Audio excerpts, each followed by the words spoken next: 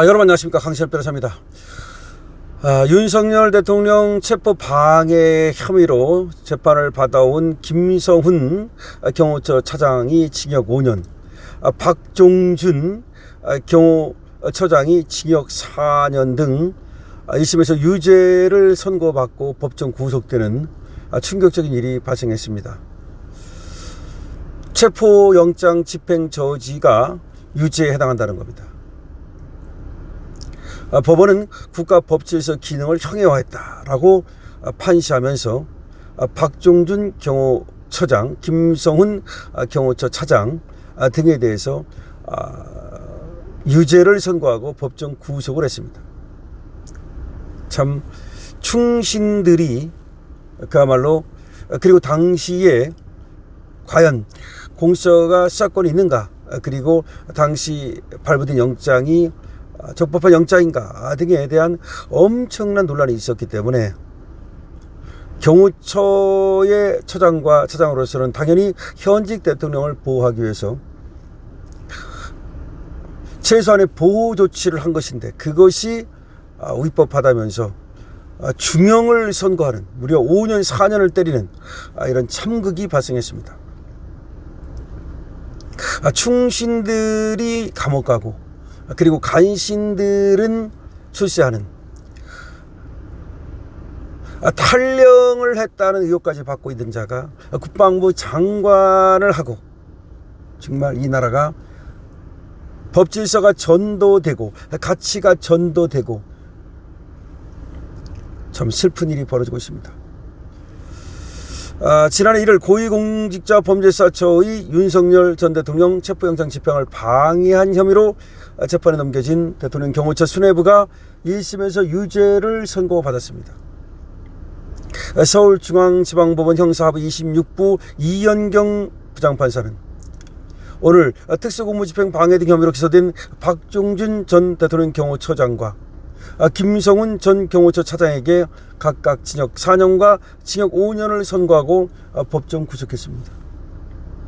같은 혐의로 재판에 넘겨진 이광우 전 경호본부장에게도 징역 2년 6개월의 실형이 선고됐습니다. 다만 김신 전 가족경호부장에게는 일부 부분에 대해서 무죄가 선고되고 징역 1년에 집행유예 2년이 선고됐습니다. 재판부는 지난해 1월 공수처가 윤 전 대통령에 대한 체포영장을 집행하는 과정에서 경호처 수뇌부가 이를 저지한 행위를 모두 유죄로 판단했습니다. 또 윤 전 대통령의 지시에 따라 김 전 차장이 군사령관 3명의 비화폰 정보를 삭제하는 데 관여한 혐의도 유죄로 인정했습니다. 재판부는 내란 범죄 피의자로 쌓아봤던 윤 전 대통령에 대한 수사와 사법 절차의 진행을 조직적으로 방해해서 국가 법질서의 기능을 형해화했다라고 판시했습니다. 그러면서 영장 집행 공무원들과의 물리적 충돌을 야기할 우려를 초래하는 등 범행 동기와 결과를 고려할 때 재질이 불량하고 비난 가능성도 크다고 말했습니다. 아니, 충돌도 사실상 일어나지 않았는데도 불구하고 충돌 가능성을, 그리고 범행 동기를 고려할 때 재질이 불량하고 비난 가능성도 크다. 이거 앞으로 말이죠, 현직 대통령이 위기에 처한다 하더라도 누가 몸을 던져서 과연 보호를 할까 싶습니다. 경호처라고 하는 게 뭡니까? 대통령이 위기에 처하면 그야말로 일단은 맡겨보는 거 아니겠습니까? 그것이 적법한가 위법한가 정당한가 그걸 따지고 그러면 대통령을 경호합니까? 정말로 이건 너무나, 이거는 충격적인 그런 선고다. 가사, 또 현행법이라는 게 있고, 그러다 보니까 그 법에 위반되는 점이 있다 하더라도 이거는 위법성이라든가 비난 가능성이 등이라든가를 고려할 때 적어도 집행유예를 선고해야 되는 사안임에도 불구하고 오히려 재질이 무겁다. 현직 대통령을 보호하기 위해서 아무리 영장이 집행되는 과정이라 하더라도 그 당시 공수처의 수사권이라든가 그 다음에 발부된 영장의 집행 범위라든가 이런 거에 대해서 엄청나게 논란이 많던 시절이었고, 그 당시 전문가들마저도 그것은 불법 영장 집행이다라고 그렇게, 또 로스쿨 교수마저도, 형사법 교수마저도 그렇게 얘기하던 그 상황을 고려한다면 과연 경호처장과 경호차장으로서는 최소한의 대통령 보호를 한 것인데 그걸 재질이 나쁘다, 법 질서를 혐오시켰다, 이런 어떤 얘기를 하면서 이렇게 중한 벌을 때릴 만한 사안인지 정말로 의심하지 않을 수 없습니다. 이거는 지나친 거 아니냐. 대법원 또 오늘 체포 방해, 윤석열 대통령 상고심에서 윤석열 대통령의 상고를 기각하고 징역 7년을 확정했습니다. 윤 전 대통령이 체포 방해를 했다는 겁니다. 그래서 공무를 집행을 방해하고, 그것도 특수공무 집행 방해, 직권남용, 권리행사 방해, 여기에 해당한다 그러면서 윤 대통령의 대법원 상고심에서 상고 기각을 했습니다. 윤 대통령이 지금 상고를 했는데 그거를 기각해버린 겁니다. 그러면서 윤석열 대통령의 지금 7년형이 확정이 됐습니다. 여기 이제 하나 확정된 겁니다. 여러분 아시다시피 내란 혐의다. 그거는 지금 무기징역이 내려져 있고, 그 다음에 또 이적죄다 드러날린 거, 그거는 30년형이 내려져 있는데 그건 아직 확정이 안 됐습니다. 재판 진행 중이죠.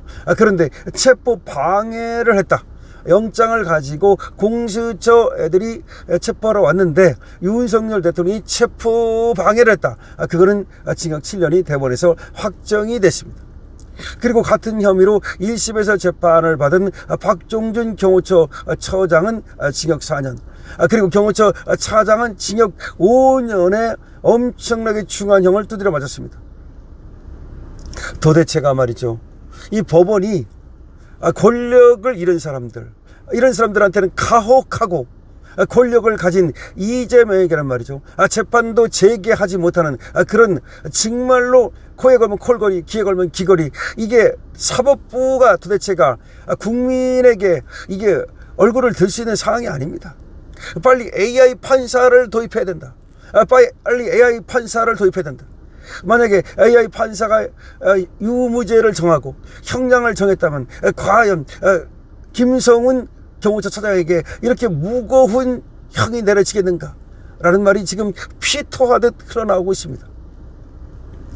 간신들은 지금 출세하고, 그리고 중신들은 감옥 가는, 이런 일이 벌어지고 있고, 지금 유무죄 판단과 형량 판단이 정말 그냥 고무줄 판단처럼, 이건 고물줄도 아니고 권력을 가졌으면 무죄고, 그리고 권력이 없으면 가혹하게 유죄가 내려지는 유권 무죄, 무권 유죄 현상이 벌어지고 있습니다. 사법부 신뢰를 완전히 잃고 있습니다. 빨리 AI 판사를 도입해야 됩니다. 유무죄도 AI 판사가, 그리고 형량도 AI 판사가 하는 것이 훨씬 더 그것이 합리적이고, 그리고 정당하고, 그리고 국민들의 신뢰를 받을 수 있다고 생각합니다. 여러분들 어떻게 생각하십니까? 여러분들의 의견을 댓글로 적어주시기 바랍니다. 좋아요, 구독을 많이 부탁드립니다.